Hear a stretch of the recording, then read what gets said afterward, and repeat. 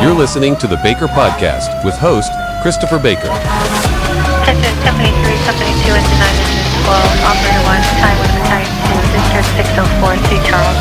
Construction fire, Washington Union. Join him as he discusses how to engage the future members of the fire service through mentorship as they seek a career in the fire service.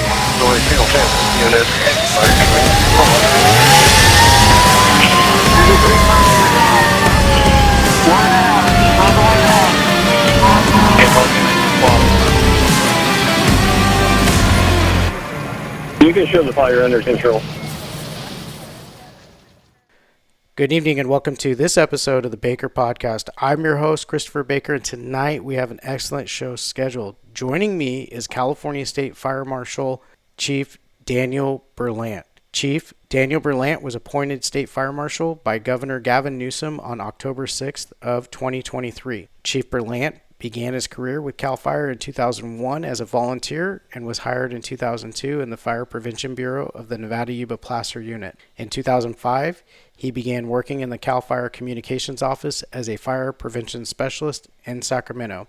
After several fire sieges and extensive work in the public information function, he was promoted in 2008 to Department Information Officer and was tasked with serving as California's main spokesperson. In 2014, he was promoted to the Chief of Public Information, overseeing the Sacramento and region staff of the Communications Office. In 2016, Chief Berlant was promoted to Assistant Deputy Director at the Office of the State Fire Marshal, overseeing the Wildfire Planning and Engineering and Fire Engineering and Investigations Division. In 2022, Chief Berlant was promoted to Deputy Director of Community Wildfire Preparedness and Mitigation, which was new to the department after being established through the passage of Assembly Bill 9 in 2021, which created the Community Wildfire Preparedness and Mitigation Division within the Office of the State Fire Marshal. In January of 2023, Chief Berlant was designated Acting State Fire Marshal, in addition continuing to function as the Deputy Director overseeing Community Wildfire Preparedness and Mitigation.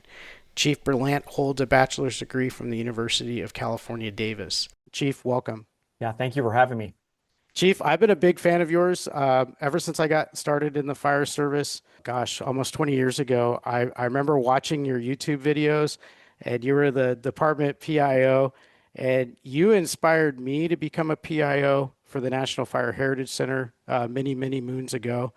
And I was looking back on your career, PIO for CAL FIRE, and then now currently you're the State Fire Marshal. So for the listeners in the audience, can you share just a little bit about how you started, and then your PIO roles, and then your current role now as the State Fire Marshal? Yeah, I would definitely say that I have a non-traditional background in the fire service and raising. I started in 2001, right out of high school. I was 18 years old. And became a volunteer. I didn't know what I really wanted to do at that point in my life. It was not necessarily an aspiration to become a firefighter, but public safety, early on, had a calling to me. And so I started volunteering in a program at my local, back then, CDF fire station, and helping the local crews and that unit, the Nevada-Yuba-Placer Unit, do public events, whether it be at the fair, whether it be going to school programs. And I quickly fell in love with then CDF, the Department of Forestry and Fire Protection, quickly fell in love with the interaction of educating the public, and very quickly started performing fire prevention functions in that role, eventually becoming into a seasonal position, performing fire inspections, including and mostly focused on defensible space in the wildland. But that allowed me to not only what I believe was prepare my community for fires, but also interact with the public. And, I should have started, my first interaction really with the fire service was when I was in younger elementary days. A big wildfire happening close to my home, causing evacuations. And I very much remember that fire and remember the response, the airplanes, and very much, that's, I think, became the calling of, understanding the dynamics of evacuations and fear that many face. And obviously in 20 plus years since, more people have had those impacts. And so I go back to those early days of understanding the impacts of fires, beginning my career doing inspections, interacting with the public, and that has led me into, again, a non-traditional start. My first full-time assignment at CDF was public education. I was a fire prevention specialist, really working to educate the community. That morphed into doing much more public information and eventually becoming the department's lead information officer, where I would update the media, update the public, and provide education during all of that. And so still having a fire prevention roots to it. But that 10 years later, which now is about 10 years ago, led me into the State Fire Marshal's office doing full-time fire prevention work as an assistant deputy director. Wildfires continue to, havoc communities, and that led to additional opportunities. All to say here in 2023, taking on the State Fire Marshal role, following in the footsteps of some amazing mentors of mine and amazing people who have really affected the prevention and preparedness of all fires, not just wildfires, but all fires. And so it's really an honor to be in this role supporting not just CAL FIRE, but more importantly, the State Fire Marshal's role supporting the local fire service and our communities, because the Fire Marshal's office touches every single fire department in training standards. We touch every community in building and fire code standards. And so it's an honor to now represent the men and women of the CAL FIRE State Fire Marshal in doing that important work. Chief, thank you for eloquently describing 20 years. It's been amazing to watch you over the years, from YouTube and your defensible space videos, home hardening, 4291 inspections, the how-to. I think that's where I first saw some of your videos on YouTube, and that public education is so important. Doing the 4291 inspections, the LE 100 inspections, going out into the communities and making those contacts with the public, and then being able to refer them back to those videos to learn more about how to build their defensible space or how to protect their homes with home hardening. It's very important. Prevention, definitely in California, it's paramount to educate the public. So starting out as a public education officer and then being able to do all the inspections and then laying the groundwork for that.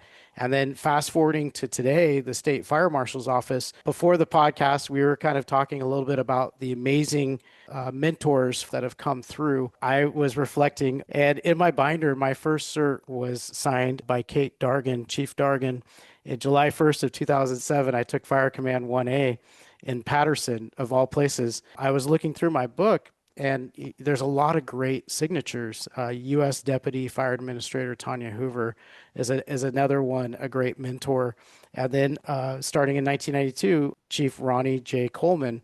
And so to look at that lineage and look at that history and look at California having mentors that have come through, Chief Dargan was the first female California State Fire Marshal, and then obviously Chief Ronnie J. Coleman built the California Fire Service for serving for over 50 years.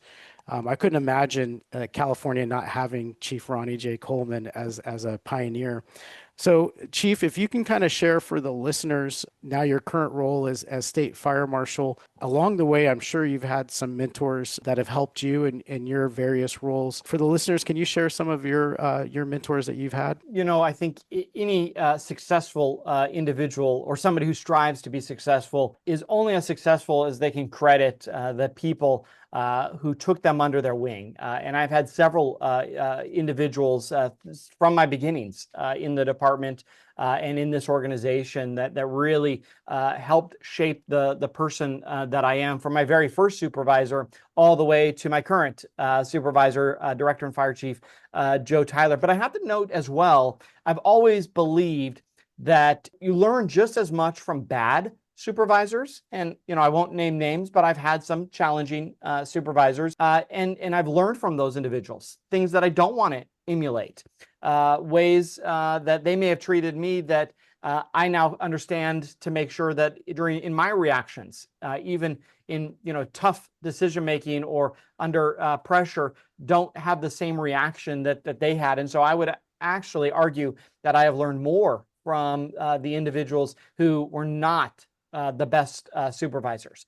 But let's come back to those mentors. Again, you've named some amazing people have laid the groundwork, not just at the State Fire Marshal's office, but really for the California Fire Service. And I'm so honored, like yourself and like many others, to have been able to work with or alongside and learn from Ronnie J. Coleman during his time here with us. Obviously, having passed away just a couple years ago, a huge loss.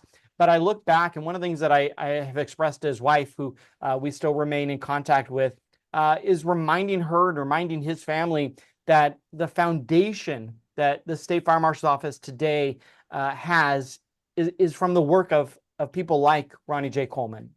The State Fire Marshal's Office has been around for over 100 years. We celebrated our centennial anniversary in 2023. So since 1923, we have served the state of California and our residents in protecting from fires of all types and keeping people safe in the built environment.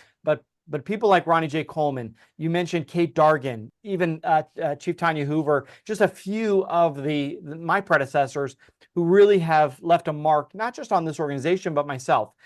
Chief Hoover, I'll quickly note, when she became the Assistant State Fire Marshal in 2007, we were in the middle of a fire siege in Southern California.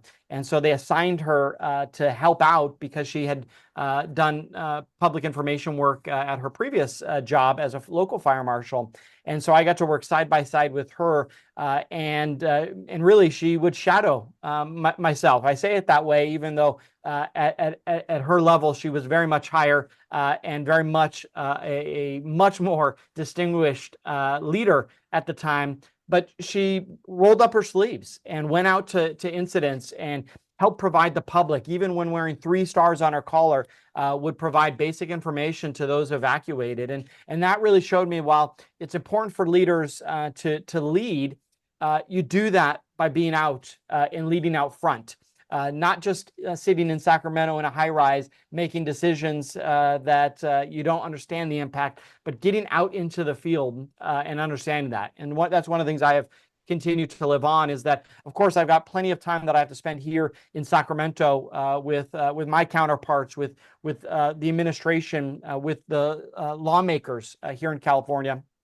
But I look for every opportunity to not just get out in the field with our team and hear from them firsthand the challenges, but the successes, but also out into the fire service and meet with fire chiefs. I was just down in the city of Los Angeles, sitting down with the interim fire chief of one of the largest fire departments in the world, alongside of us, of course, but the city of LA's fire department, and just hearing and talking real talk of some of those things that are impacted. And so I give you that story just to note that there's been a lot of amazing people who've taught me to lead from the front, roll up your sleeves, do any work. I take an opportunity to thank the custodian every time he comes to change my trash, because without that individual, my office here would stink. And while that sounds kind of silly, every role in the fire service, whether it be a firefighter, to the fire chief, to the mechanics, to the IT support, to the HR team that hires and pays, to our deputy state fire marshals and local fire marshals that are doing fire prevention.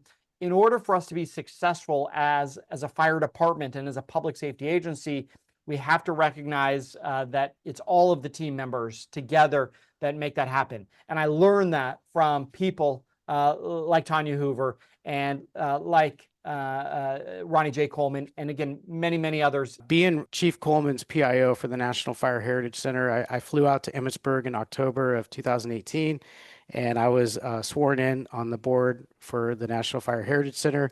I was their webmaster and their PIO, and I was able to be on a nonprofit board. And volunteerism is important. I know you do a lot in Auburn. I've watched you over the years, and you do a lot, California Fire Service, and you do a lot for your community. And talking about leadership, leading from the front, being in the trenches, every opportunity that you have to interact with the public is a golden opportunity. And as the state fire marshal, I've seen you as a public education officer, as a PIO, doing exactly what you described, leading from the front, being out, interfacing with the public, and definitely Chief Hoover, spending time with her in Emmitsburg at the National Fire Academy. She carved out time out of her busy schedule for me, and she's definitely one of my mentors that I look up to. I had an opportunity to do a podcast with her and her amazing career from Moraga Arenda and being in fire prevention and going all the way from Moraga Arenda to Emmitsburg to the National Fire Academy. And then obviously with Chief Kate Dargan, I worked for her with the California Fire Safe Council, and that's kind of another glimpse that I was able to interface with Firewise communities, fire safe councils, with OES, with CalListos, a lot of the things that the governor's office is doing with the planning, evacuation planning. And it was amazing to see going from the California Fire Service to going to another layer to the California Fire Safe Council, and to see the interactions with the nonprofits and with the local fire safe councils, and seeing a lot of the education that you've done on YouTube and the videos and the groundwork that you laid out previously. So there's a lot to unpack there. So Chief, as far as the California Fire Service, why is it a good time for the listeners out in the audience? Why is it a good time for them to become a firefighter and serve the citizens of California? Not only are there more opportunities right now for careers in the California Fire Service, there is, I would argue, at least in my lifetime, never been a more important time for us to hire competent and hardworking individuals to join, whether it be our own agency, which is hiring, and I have to put a plug in to our efforts to hire more firefighters. We're adding thousands of positions, again, mostly firefighters, but really cooks and mechanics and everything in between. But with the fire behavior that we're experiencing, the severity, especially of wildfires, the need to ensure that at every level, local fire districts, volunteer agencies, all the way up to CAL FIRE, and even at the federal level, the U.S. Forest Service, the need to ensure that we have the proper amount of staffing to be able to protect California, again, has never been, in my humble opinion, a more important time. You know, I love to talk to more experienced, I don't want to say old timers, more experienced individuals and fire chiefs who talk about when they were hired, they had to stand in line, and that only a very, very small percentage of those people who wanted a job would get a job. Well, the market has completely shifted, and now we are vying for the same opportunities. And in fact, in my role as state fire marshal, I work very closely with our labor partners at the California Professional Firefighters in co-sponsoring the Joint Apprenticeship Committee, which is an apprenticeship program that ensures a consistent level of training for all firefighters in California. But one of the amazing initiatives that CalJack has undertaken is really working to recruit individuals from communities, or individuals with skill sets or other demographics that maybe they never imagined themselves being a firefighter or in the fire service. And so trying to tap into these markets and these individuals, while also understanding that today's generation of up-and-comers is different than past generations and needs to be treated differently, needs to be marketed differently. And those add complications. But again, the need to make sure at all classifications, again, I go through this, pilots, fire prevention specialists, chief officers, mechanics, cooks, HR specialists, IT people, all of these are needed at all levels of government. I know you know this, but for your listeners, I spent about a decade as an elected official in my city, the city of Auburn, on the city council. And obviously I'm biased in my background and experience in the fire service. Fire was absolutely my number one priority, but not just, talking about the firefighters for a photo op, but we actually spent time to really build up the department, adding additional resources, being creative in our recruitment efforts, in our training efforts. Again, a department, whether it be the City of Auburn Fire Department, whether it be CAL FIRE or any other organization, is only as good as its people. But again, we are in this time period where we need more people. There are so many jobs at all levels of government that we are all competing. I think competition is good, but really making sure that we're hiring individuals. We do a lot of focus here at CAL FIRE at working to enlist the skills of veterans and tap into these vast amount of resources that our veterans have. I'm so proud that in my organization, at the Fire Marshal's Office, we have a lot of veterans on staff. A lot of our arson and bomb investigators, for example, have military experience. That directly benefits us in our organization. Not only does that bring leadership from day one, not only does it bring chain of command understanding, but it brings a hard work ethic. And so one last time, a plug, go to joincalfire.com. We are hiring in our office, we are hiring our department, that this is a good time for any individual to join the fire service because of just the demand for good, hardworking individuals. Well, thank you, Chief, for sharing that. You brought back some memories. I remember going to LA City and testing with 8,000 people at the Staples Center. I remember going to Oakland and sleeping on the streets of Franco Gaza Plaza for 48 hours just to turn in an application. They were only accepting 1,000 applications. I was a student at Modesto Junior College at the time. Looking back, I think it took 104 applications for me to land my dream career position in the fire service. Now we fast forward, almost 20 years later, and there's so many opportunities for the listeners out in the audience. Thank you for sharing that website. I'll make sure and add that to the landing page for this episode. And if you look at the California Fire Service, we need help. We need good people. Like you eloquently mentioned, strong work ethic, the care. We're in the people business. So having good people with good morals, values, ethics, beliefs, that hard work, that's so important. And then there is a role. You mentioned several different positions, from SSAs to AGPAs to cooks to pilots. It's not just firefighter roles. If you think about the military, you shared a little bit about that. I think it's 15 staff service roles support each military member that's deployed. So to have that depth of resources, we need a lot of those people that are behind the scenes to be able to support all the firefighters that are out there on the front lines.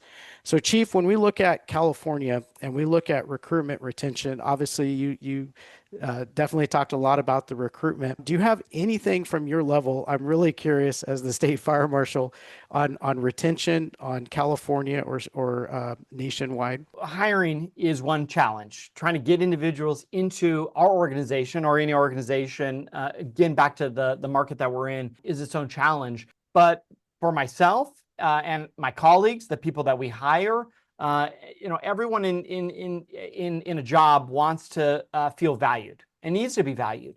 And so retention is, I would argue, a harder thing for any organization, not just a fire department, but for any organization, is how do you retain individuals? There are a lot of people like myself. I have worked for Cal Fire again since I was 18 years old. I plan to retire from this organization, just like so many before me, and I know after me as well. And so the fire service does a really good job of holding on to individuals. But again, back to the market that we are in, with so many opportunities across the state for any type of fire service job, it's easy, if you're not being treated well, if you're not being compensated appropriately, if you're not being given opportunities for mentorship or training, people are going to look for other jobs. And so making sure that we spend the time to hold on to our people. Here at Cal Fire, one of the things that we have been doing for about 5 years now is really diving into leadership training.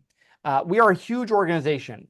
This year, we are at about 13,500 people. We will grow over the next 2 years to 15,000 people. But what we have been focused on is providing leadership training to the entry-level supervisors, to our fire apparatus engineers, to our frontline supervisors, making sure that they're getting a certain level of leadership training to not only spark them into a journey of being a good, quality supervisor, but making sure that they understand how they are valued by our organization, understand how to communicate with their employees, with their supervisors. And so leadership training has been one avenue for us to really try to empower our individuals. I'll quickly share a note here. When I took this job in 2023 as the state fire marshal, I set 4 key expectations for my team. And these are expectations that I expected of them, but more importantly, that they could expect from myself. I also expect it of our stakeholders as we're interacting. Communication, it's customer service, it's consistency, and it's trust. That's obviously very focused in on the State Fire Marshal's office and our job in regulating the different aspects of our office. But I leave it with trust, making sure people trust who they're working for, but who they're working with, and who we are regulating or who we are serving, to me is actually really important. And thank you for sharing that. We're in the people business. It's all about caring. And when you work for a supervisor, you mentioned you remember the bad supervisors. Most people do. They learn more from bad supervisors than the good supervisors.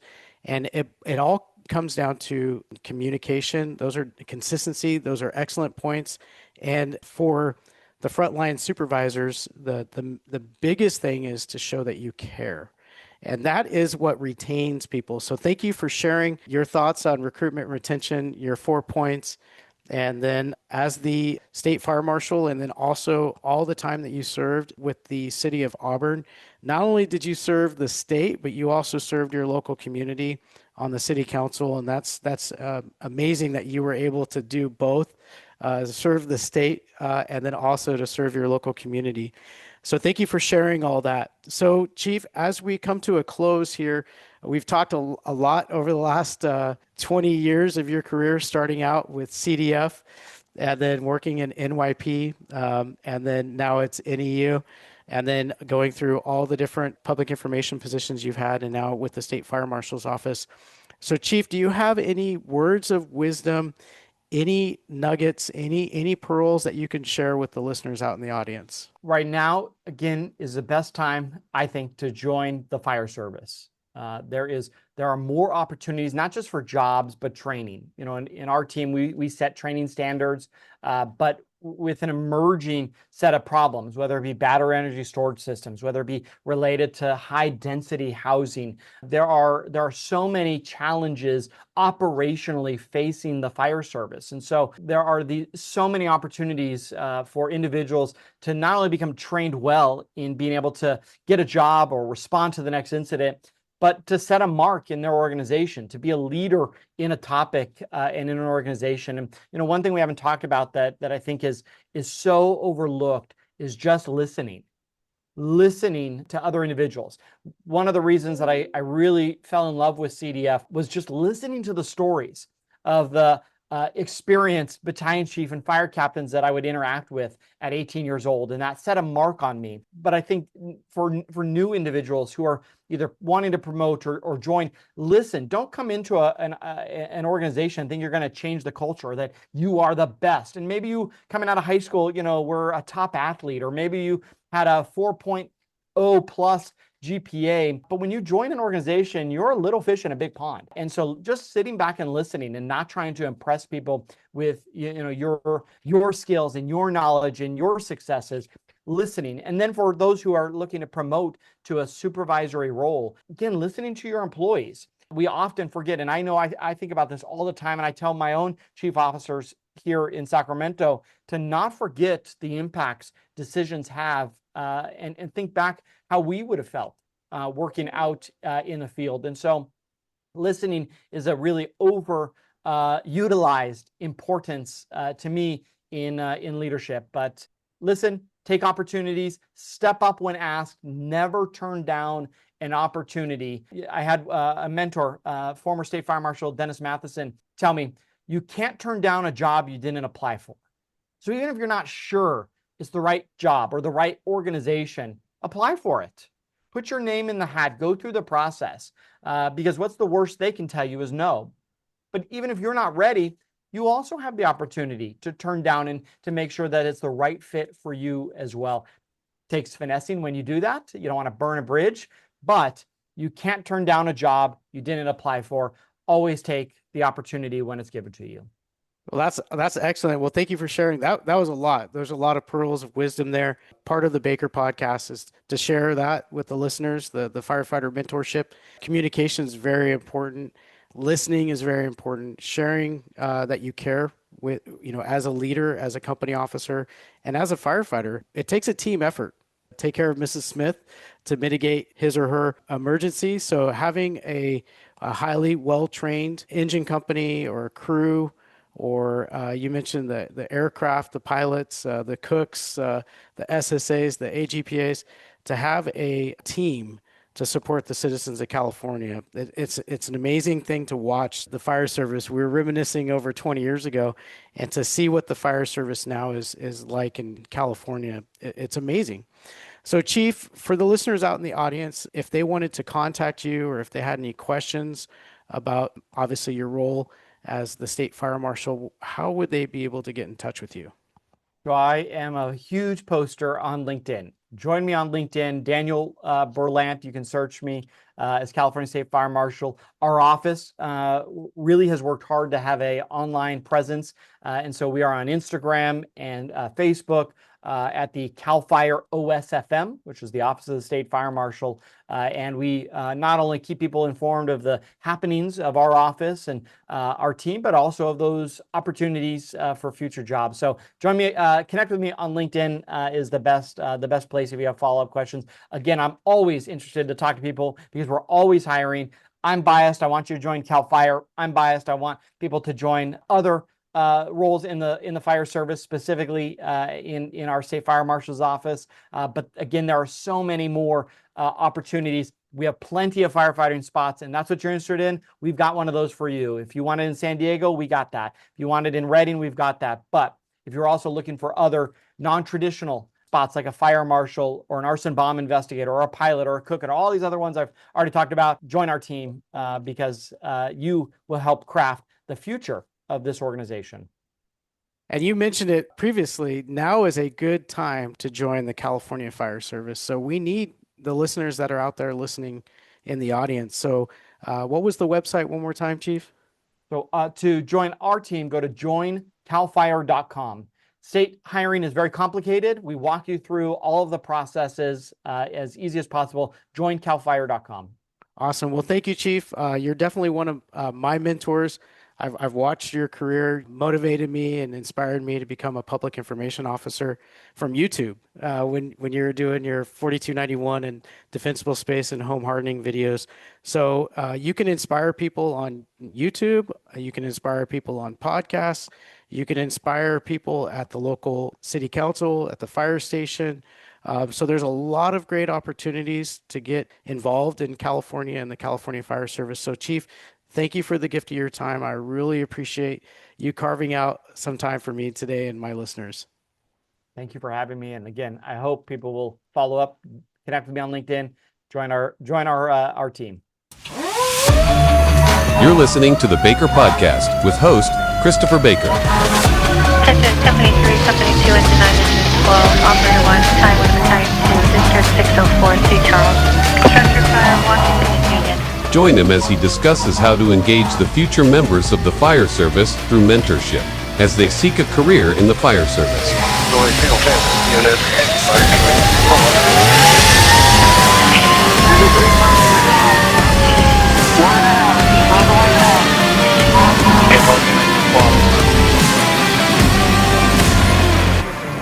You can show the fire under control.